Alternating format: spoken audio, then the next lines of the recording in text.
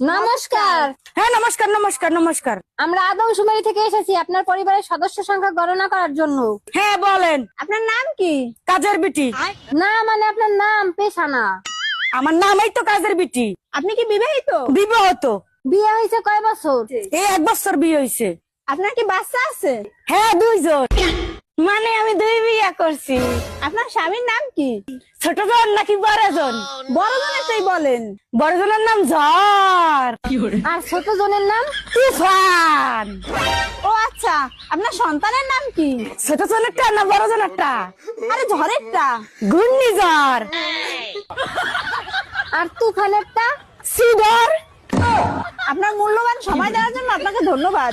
আচ্ছা জান কেন আর কিছু জানবেন না? জান না না জান। না, আর কিছু জানা লাগবে না, ভালো থাকেন।哎呦我的妈！